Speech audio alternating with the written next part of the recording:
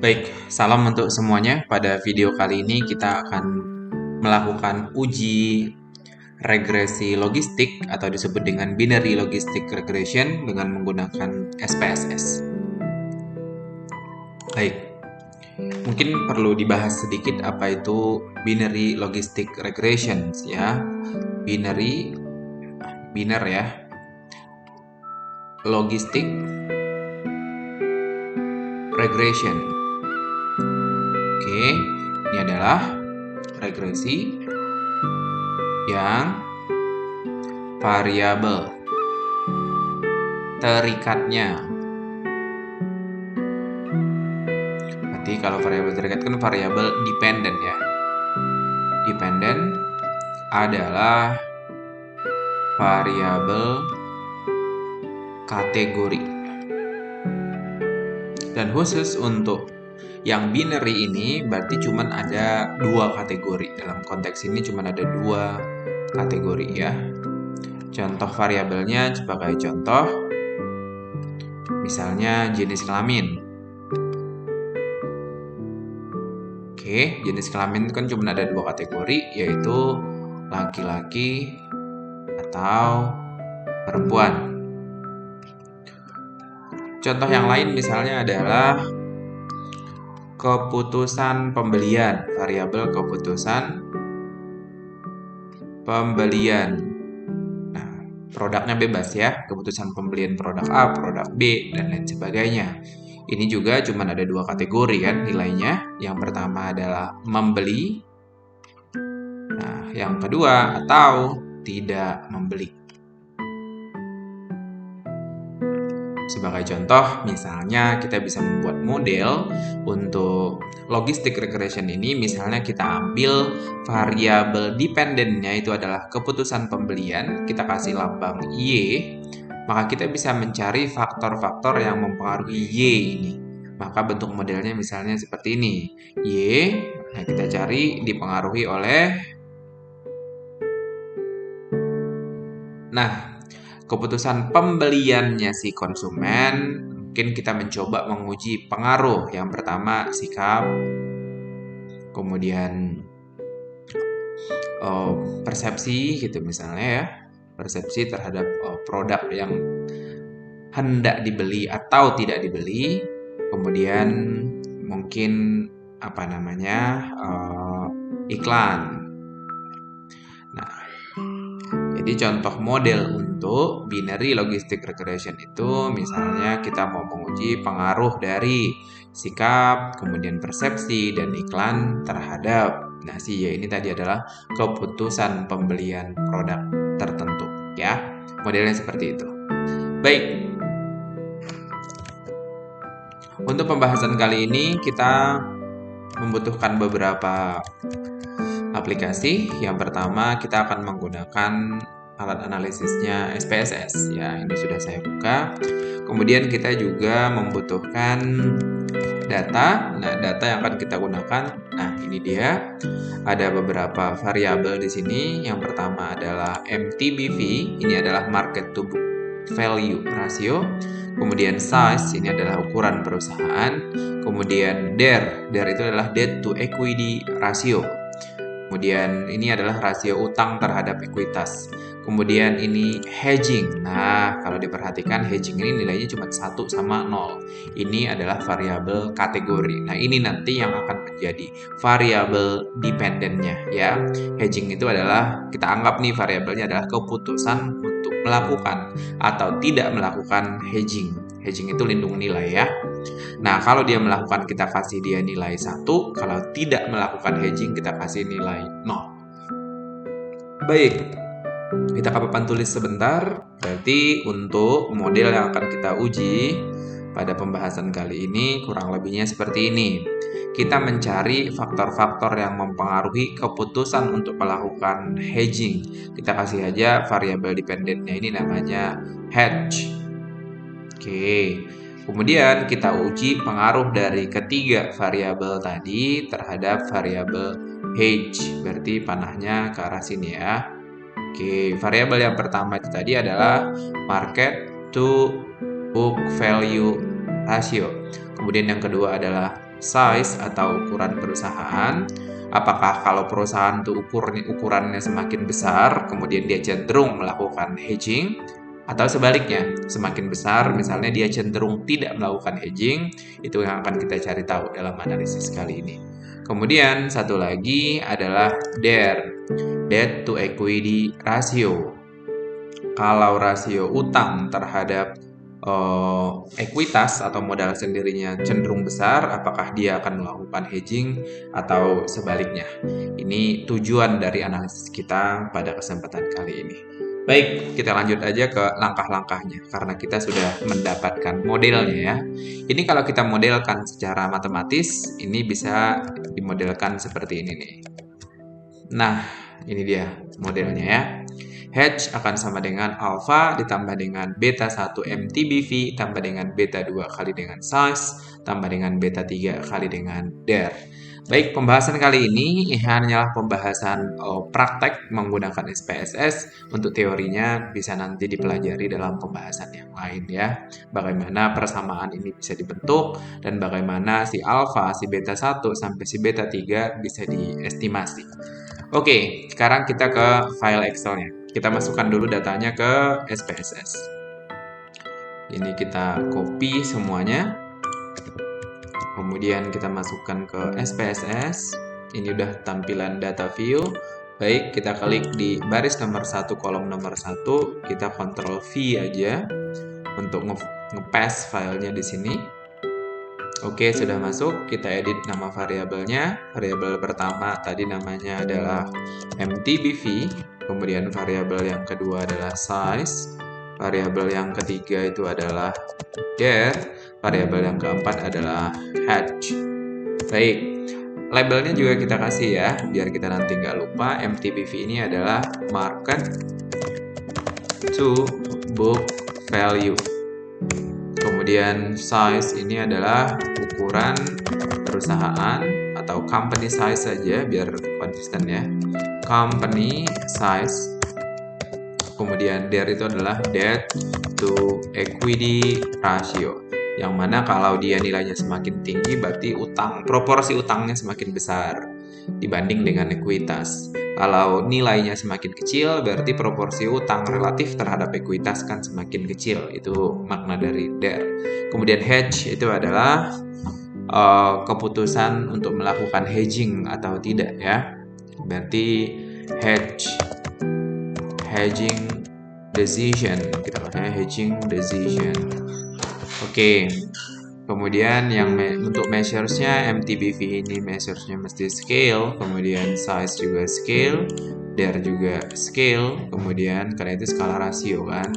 Kemudian yang hedge ini nominal ya, skalanya nominal karena dia tadi data kategori. Kemudian yang akan menjadi variabel target atau variabel dependent adalah hedge. Kita ganti dengan target, sisanya adalah input. Baik, setelah data terinput dengan baik, kemudian variabelnya sudah kita definisikan dengan benar seperti ini.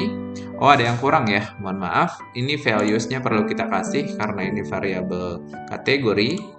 Nah, dari caranya kita klik aja di bagian values, kemudian ada titik 3, kita klik titik 3-nya. Value-nya kalau dia 1, kita kasih nama tadi apa dia ya? Hedge itu dia melakukan hedging kalau dia 1. Berarti taking hedging gitu aja deh. Hedging policy. Mengambil kebijakan hedging kalau nilainya 1. Kalau dia 0 atau 0 berarti not taking hedging policy. Oke. Beres. Kita sekarang bisa melakukan analisis sesuai dengan model yang sudah kita buat sebelumnya tadi. Modelnya adalah ini, pengaruh antara MTBV, kemudian size, kemudian DER terhadap hedge. Maka variabel hedge akan menjadi variabel dependent, sementara variabel yang 3 ini akan menjadi variabel independent. Langkah-langkahnya gimana? Seperti biasa, kita masuk ke analyze, kemudian kita sekarang ke regression masih, tapi beda dengan yang sebelumnya. Kalau sebelumnya kita memilih linear regression yang ini, Sekarang kita milih binary logistic regression, yang binary logistic. Kita klik, maka akan muncul pop-up seperti ini. Ingat, hedging decision akan menjadi variabel dependent, kemudian sisa variabel yang 3 lainnya akan menjadi variabel independent atau yang mempengaruhi. Masuk sini. Kemudian kita perlu otak-atik sedikit apa yang mau kita cari, masuk ke option, kemudian munculkan Hosmer and Lemchio goodness of fit. Ini nanti untuk mengidentifikasi goodness of fit dari model yang kita bangun. Kemudian ini confidence interval for exponent B, ini juga kita hidupkan aja ya. Kemudian kita continue. Baik, habis itu langsung di OK aja. Kita lihat hasilnya bagaimana. Nah, ini muncul hasil yang sangat banyak di sini ya. Oke, kita fokus kepada blok 1 aja ya. Jadi untuk analisis regresi logistik ini kita boleh langsung ke bagian blok 1 aja nih, yang method sama dengan enter. Oke. Sekarang kita coba interpretasikan hasil analisis yang sudah kita lakukan ya. Mau nggak mau kita harus berhubungan sedikit dengan teori. Yang pertama kita cek di sini atau kita uji adalah kita menggunakan Word aja. Yang pertama kita uji adalah uji kebaikan model ya, atau goodness of fit test. Goodness of fit test. Ini nanti akan kita pakai ya. Ini kita geser dulu, pentokin ke kiri. Oke.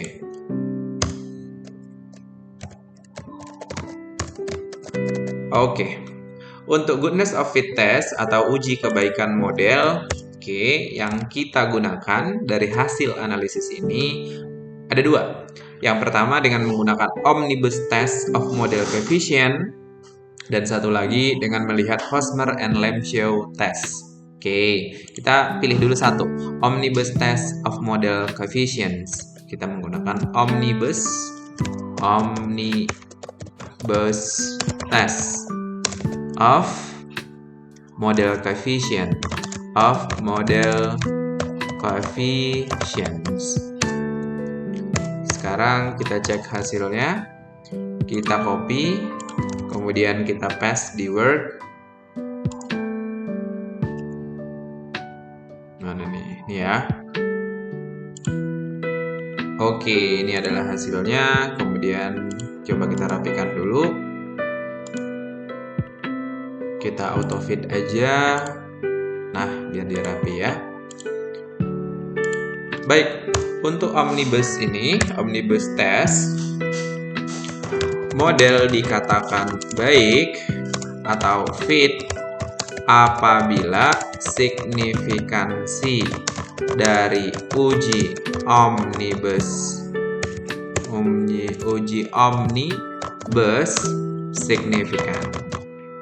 signifikan.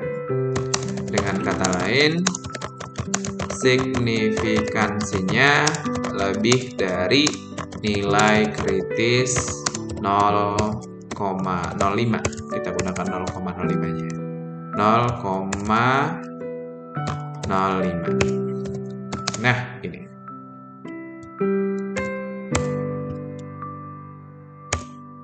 Baik. Kalau kita lihat di tabel, berdasarkan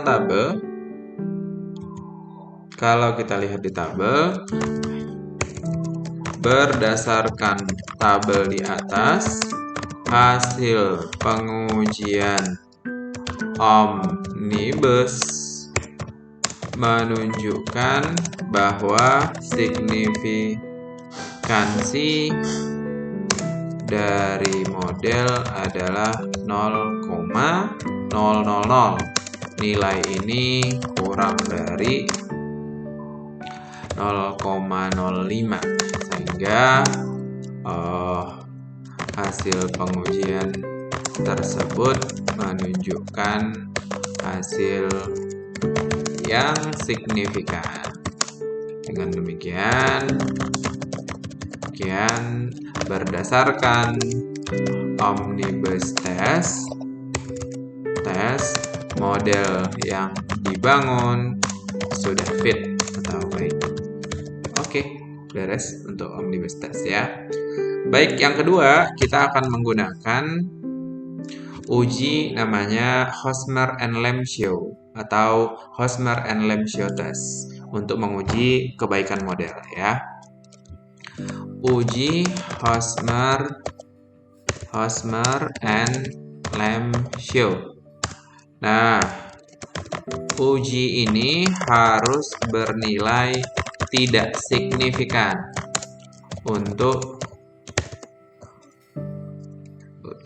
harus bernilai tidak signifikan apabila model yang dibangun sudah fit.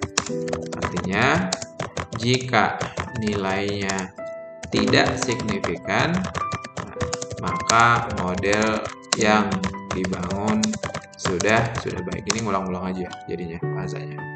Oke, nggak apa-apa deh. Kita cek sekarang nilainya, kita copy dulu aja, kita masukkan lagi ke sini. Waduh, berantakan sekali. Oke, ini hasilnya ya. Oke, hasil uji Hosmer and Lemshow menunjukkan nilai signifikansi sebesar 0,279 dan nilai ini lebih dari nilai kritis 0,05. Dengan demikian,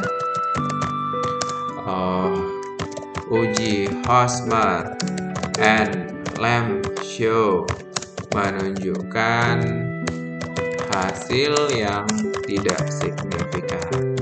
Artinya, model yang dibangun sudah baik atau fit. Oke, ini adalah dua uji yang kita lakukan untuk mengidentifikasi kebaikan model. Dan kedua uji ini hasilnya konsisten. Yang mana uji yang pertama, omnibus test, hasilnya harus signifikan kalau modelnya itu baik. Kemudian uji yang kedua atau Hosmer and Lemshow test, hasilnya harus insignifikan kalau modelnya baik. Dan ternyata hasil pengujian menunjukkan bahwa yang omnibus test itu signifikan, kemudian Lemshow test itu tidak signifikan. Itu artinya berarti model yang dibangun sudah baik ya. Oke, selesai untuk uji kebaikan model. Sekarang kita ke uji yang kedua ya. Uji yang kedua adalah nilai R-square dulu. Kita mencari nilai R-square atau proporsi dari pengaruh ketiga variabel independen terhadap variabel dependen. Sekarang kita mencari proporsi pengaruh variabel independen terhadap variabel dependen. Nah, ini dilakukan dengan uji R-square. Oke. Model yang baik, nah umumnya membutuhkan nilai R-square yang cukup besar. Walaupun memang tidak ada cut-off ya, cut-off yang pasti. Ya. Intinya kita butuh R-square yang relatif tinggi. Baik, kita kembali ke hasil uji kita tadi. Nah, ini dia. Kemudian R-square ada di model summary. Ini tampilannya, dan R-square yang kita butuhkan dalam uji logistik kita menggunakan Nagelkerke R-square. Kita copy dulu aja. Kita kembali ke Word, kemudian kita paste di sini ya. Kita copy paste. Oke.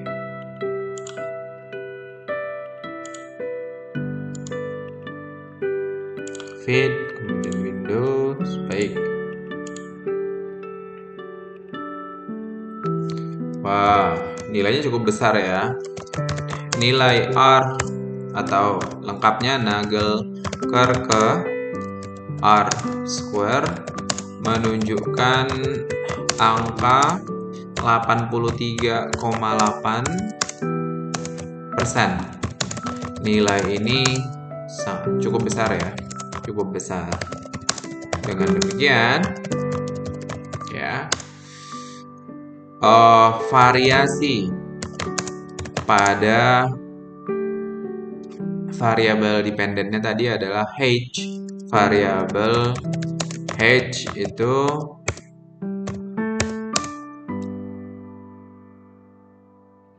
dipengaruhi oleh ketiga variabel independen ya dengan proporsi 83,8%.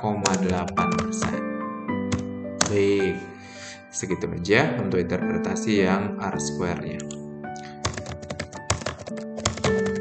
Oke, kemudian uji selanjutnya kita juga bisa melihat nilai dari accuracy of predictions. Jadi akurasi dari prediksi yang kita gunakan.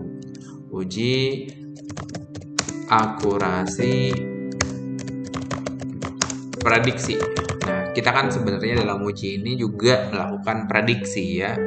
Masalah lainnya. Makanya variabel independen itu disebut juga dengan prediktor. Karena dia digunakan untuk memprediksi nilai dari variabel dependent. Nah, akurasinya sebagus apa nih? Seakurat apa ini? Ini bisa dilihat atau bisa diidentifikasi dengan melihat nilai dari classification table. Classification table. Ini ada classification table-nya di sini nih.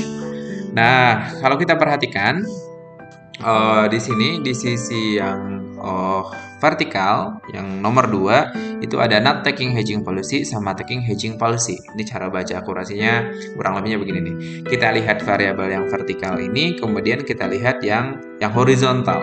Dan itu namanya sama ternyata. Not taking hedging policy, kemudian not taking hedging policy, kemudian taking hedging policy. Nah, kalau dia akurat, harusnya yang di observe ini bagian yang observe, ini bagian predicted. Yang observe ini kalau dia di not taking hedging policy, nilainya harus jatuh juga di not taking hedging policy.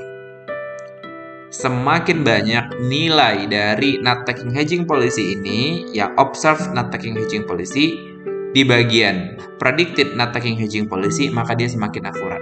Dalam konteks ini ada 23 secara total ya yang not taking hedging policy dan 22 jatuh di tempat yang tepat. Hanya satu yang jatuh di tempat yang kurang tepat nih ya. Kalau gitu ini akurasinya 95,7%. Ini kalau kita analogikan dengan kegiatan memanah gitu misalnya. Nah, ketika kita melakukan tembakan 23 kali, yang kena itu 22 dan yang nggak kena itu cuma 1. Oke, berarti ini cukup bagus.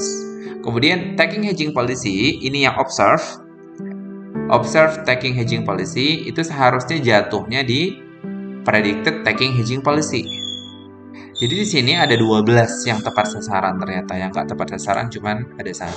Ini akurasinya yang 12 ini adalah 92,3%. Kalau kita ambil rata-rata secara keseluruhan akurasinya 94,4%. Jadi analisis kita itu akurasinya sudah cukup baik, yaitu 94,4%. Kita copy ke Word ya. Kenapa nggak langsung di ini tadi ya, kita tulis interpretasinya ya. Baik. Nilai akurasi dari prediksi ditunjukkan pada tabel, namanya itu adalah classification, atau gini aja deh, pada classification tabel berikut ini. Aduh, mesti kacau.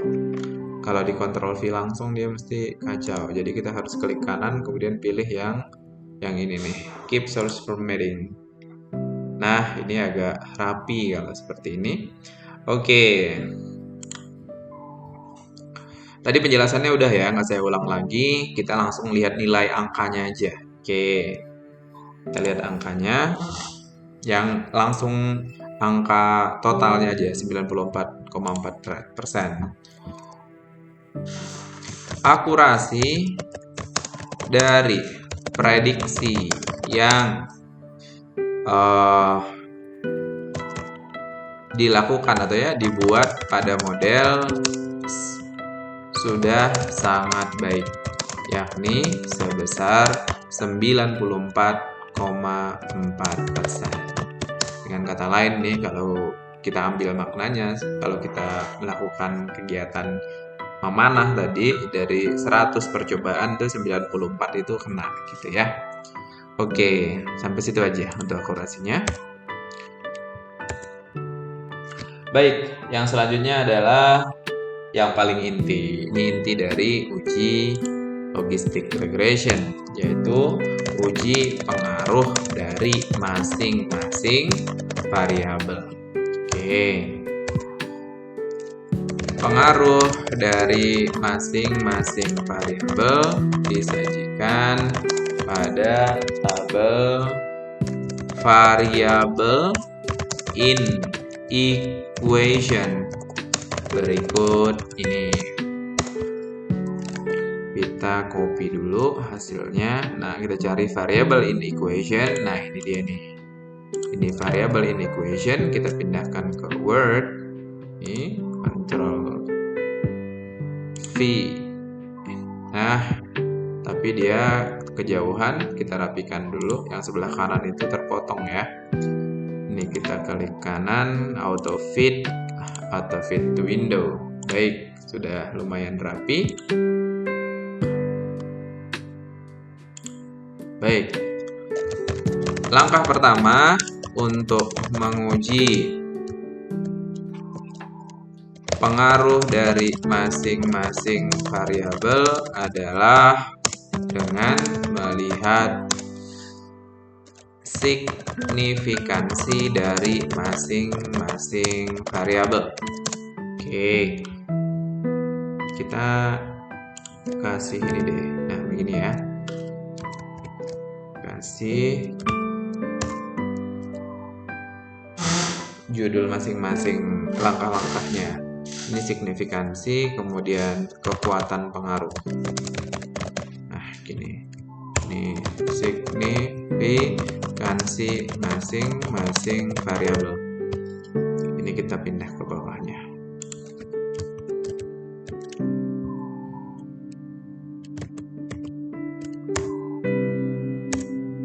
Oke. Nah, ini ya. Oke.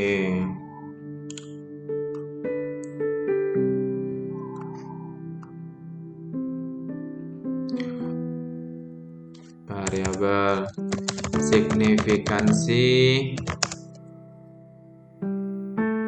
seperti dari masing-masing variabel dilihat dari nilai p-value ya, nilai p-value. Tentunya ada tadi ini dia nih, nilai p-value yang kata tulisan sig ini. Tahu kalau di dalam variable in equations ini sebenarnya nilai p-value namanya ya. Nilai p-value dari masing-masing variabel independen. Dari masing-masing variabel independen. Jika nilai p-value kurang dari 0,05, kita pakai 0,05 lagi, maka pengaruh dari variabel tersebut bernilai signifikan. Baik, kita mulai dari yang nomor 1 ya. Kita pakai yang ini deh.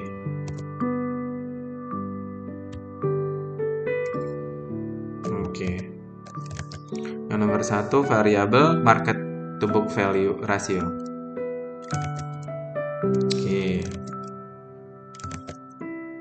nilai signifikansi dari atau nilai P value dari variabel MTBV adalah 0,03 dan nilai ini kurang dari 0,05. Ini titik kritis ya. Dengan demikian MTBV berpengaruh signifikan terhadap H. Kemudian yang kedua, kita ke variabel size. Oke, nilai P value dari variabel size adalah berapa ini? 0,88. Nah, ini besar banget ya. 0,088. 0,088. Oke. Nilai ini lebih dari titik kritis 0,05 ya. Tetapi masih di bawah titik kritis 0,10 atau 10% ya, 0,10. Dengan demikian, bisa kita perluas pembahasannya. Variabel size tidak signifikan pada alfa 0,05, tetapi masih signifikan pada alfa 0,1 atau 0,10. Kemudian yang selanjutnya adalah variabel DER, debt to equity ratio. Nah, variabel DER memiliki p-value, mohon maaf kebalik, p-value, nilai probabilitas p-value itu 0,21. 0,21. Dengan demikian, nilai ini tidak signifikan dengan alfa berapapun, bukan berapapun ya, ada 3 alfa biasanya, tidak signifikan baik pada alfa 0,01, 0,05 maupun 0,10 gitu. Jadi yang benar-benar tidak signifikan itu adalah variabel DER, ternyata tidak ada pengaruh yang signifikan terhadap keputusan hedging atau tidak ya. Oke, itu adalah signifikansinya. Untuk yang konstan kita abaikan aja ya, kita lewatin aja. Ini signifikan pada 10%. Kemudian kekuatan pengaruhnya sekarang. Nah,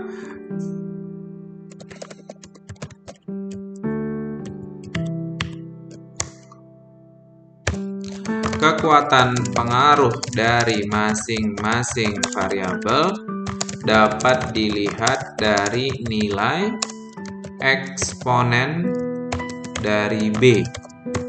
Nah, ada 3 ketentuan nih. Jika nilai eksponen dari B atau EXPB itu sama dengan 1, maka pengaruhnya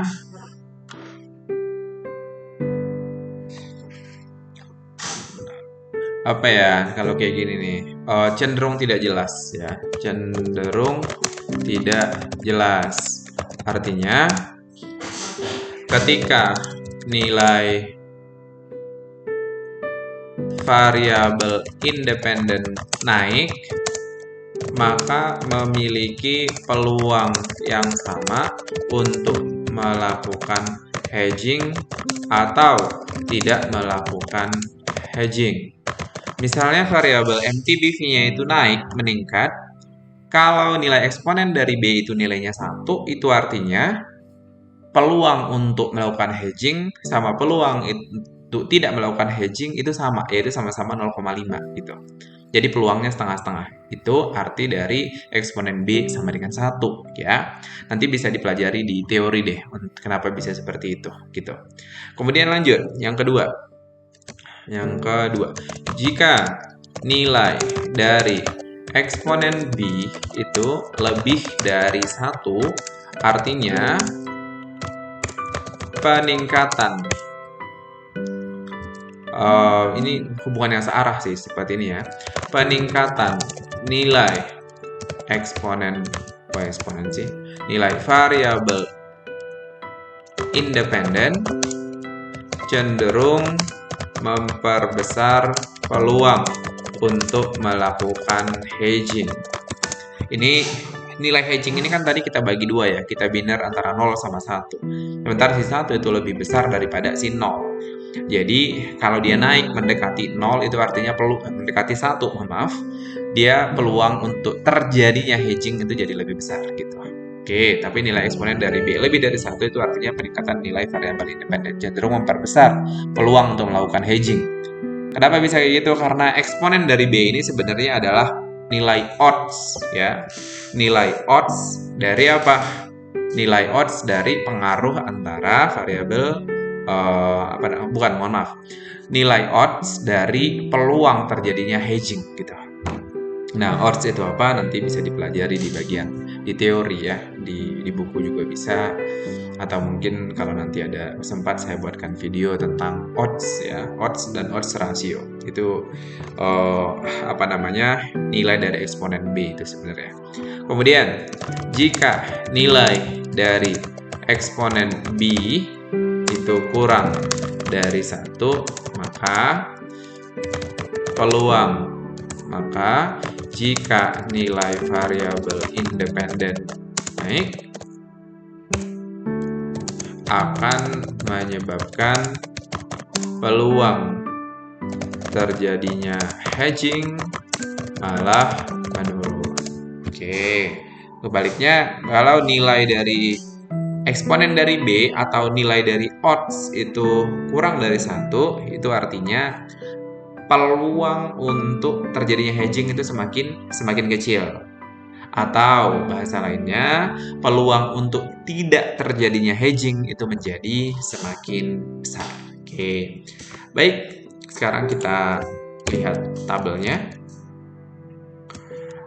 Yang pertama, tabel menunjukkan bahwa untuk variabel NTBV, nilai odds-nya atau eksponen B-nya adalah 19,419.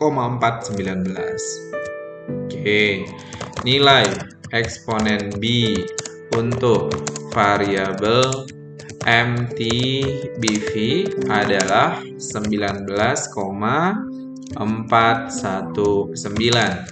Artinya, nilai ini jauh di atas angka 1. Dengan demikian terdapat bahasa lainnya nih ya, hubungan yang searah seperti kita bahas sedikit di atas tadi antara variabel MTBV market to book value ratio dengan keputusan untuk melakukan hedging atau dengan peluang untuk terjadinya hedging. Jika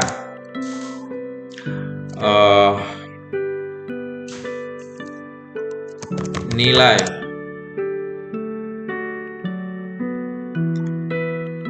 MTBV naik satu satuan, maka likelihood atau odds, likelihood aja ya. Di bahasa Indonesia likelihood itu kayak nggak ada bahasa Indonesianya ya. Adanya peluang, sementara likelihood ini berbeda dengan peluang sebenarnya. Jadi kita sebutnya likelihood. Maka likelihood terjadinya hedging akan meningkat sebesar 19,419.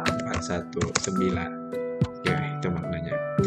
Kemudian yang kedua, nilai eksponen dari eksponen B untuk variabel size adalah besar lagi, 31,57.